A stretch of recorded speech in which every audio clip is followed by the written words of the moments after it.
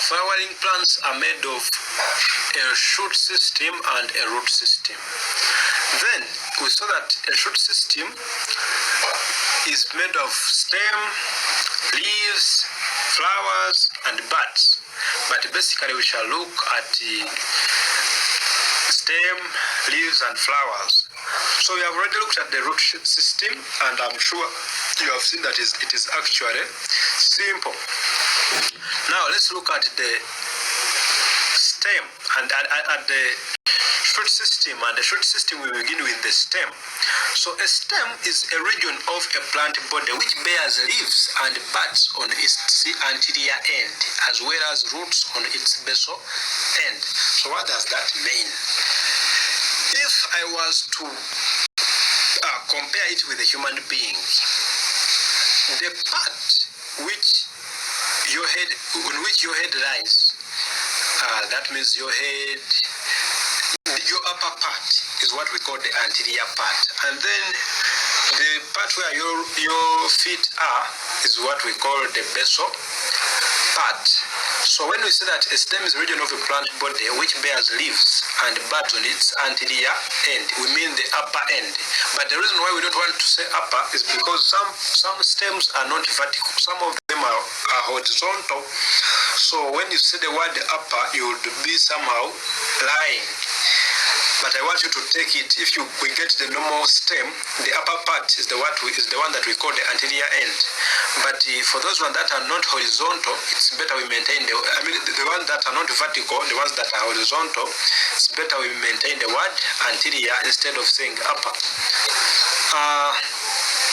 In other words, a stem is a region of the plant that joins the leaves, flowers, and buds to the root system. So if you were to cut out the stem, that means the roots and the leaves, flowers, and buds would not be joined in any way.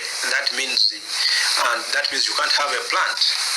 You can't have actually a flowering plant if the roots and if you eliminate the stem.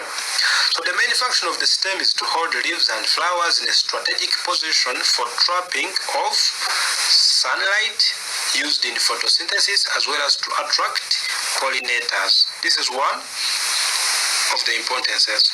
It holds or supports the leaves above the ground and even in a strategic position for them to trap sunlight. I want you to take a look.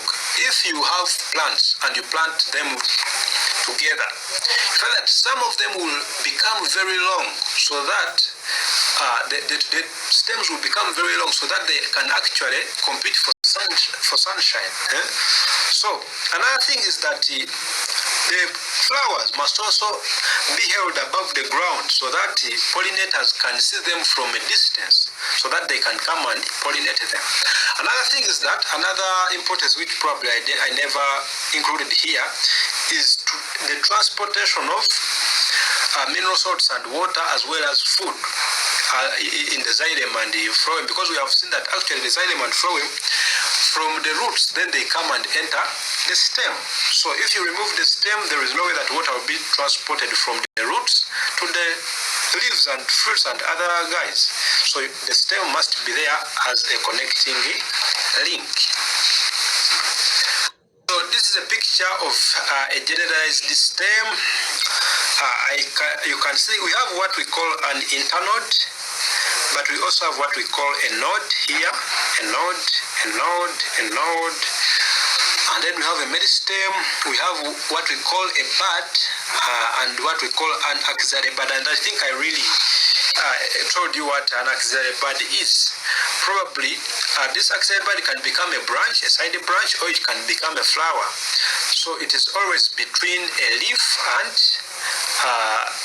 the stem, the main stem axis. The node is that region between the two. The internode, this one, is that region between the two nodes. And a node is a ring or a point where leaves and buds originate from.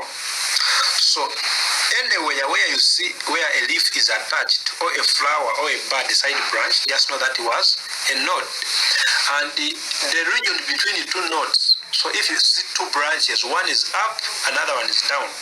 So the distance between those two is what we call the internode. We have an apical meristem. I told you the meaning of the word apical and the word meristem. Meristem are growth regions of the plant. So this meristem, which is the apical, is actually responsible for the elongation of the plant. That's why plants can grow tall. If you cut this one off, most plants will become dwarf. They will stop growing in size. Actually, what will happen, they will just grow side branches and they will become wide instead of long.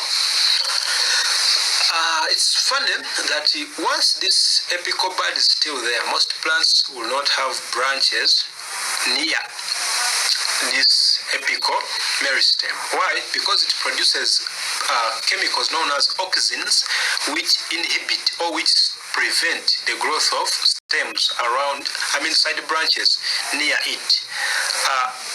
But as you move up, the concentration of these hormones decreases, so you can have side branches from the bottom regions of the stem. So characteristics of a stem. It is a rule that every stem is made up of nodes, internodes and buds, as we have already seen. These buds can actually act as they can become leaves, or they can become flowers, or they can become side branches. But in addition, what we have probably not indicated here is that a stem must actually have leaves. So if it doesn't have leaves, then it is not a good stem. So you should also note that leaves are also included there. In structure of a stem, internally any stem has a bundle of vessels known as the vascular bundles. These vessels conduct water, mineral salts, and food made during photosynthesis. I already told you, every living thing, most of the actually very big, these living things which are very big in size, you find that they have to transport materials from one point to another in their bodies. And now you find that as you have vessels, blood vessels, plants don't have blood, but they must transport something at least. And that is usually water and mineral salts. But also the food which is made during photosynthesis. It is transported through certain vessels. And these vessels are usually grouped in what we call bundles. So these bundles are what we call the vascular bundles. And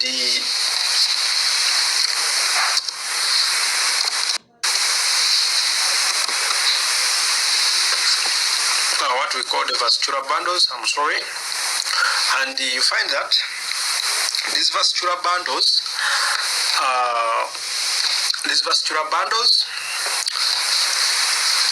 let me first charge the PC, because it might shut down in no moment from now.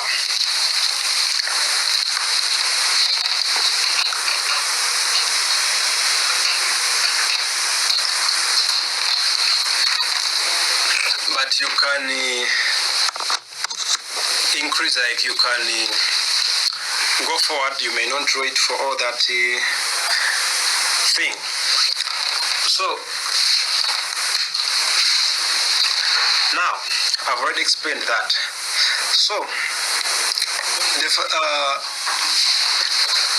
the cortex. So we have seen the vascular bundles, but we have also seen that we have what we call a vascular cambium. Apart from the vascular bundles, we have a vascular cambium. It is a tissue in between the vascular tissue. So this one is a vascular cambium. Itself is a tissue, but it is in between the vascular tissue. That's why we call it a vascular cambium. The name would simply be cambium. But since it is in between the vascular tissue, so we have to call it a vascular cambium. It is the one which is responsible for secondary growth, as I think I've already explained.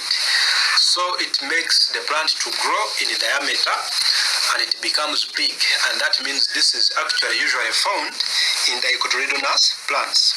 The cortex is a region in between the vascular bundles and the epidermis. It is made up of unspecialized cells which are mainly for storage of starch and other plant products such as sap. Sap is this usually white or colorless liquid which comes from a plant, especially if you damage it.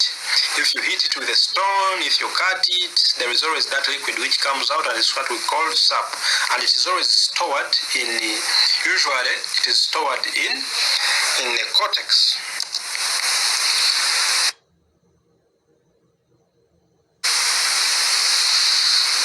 So, a stem also has a soft spongy tissue known as a pith in the center. If you see a young stem, you always see that white sponge-like thing in the middle or in the center of that stem, and it is what we call a pith. The main function of it is to transport nutrients, storage of food, and gaseous exchange. Lastly, a stem is enclosed in a tissue known as the epidermis. The epidermis is a thin layer of cells that surrounds the stem. Sometimes the epidermis may have slits known as lenticels through which gases diffuse during gaseous exchange. I want to tell you that this actually forms a very important beginning in this topic, and in the next video I think that I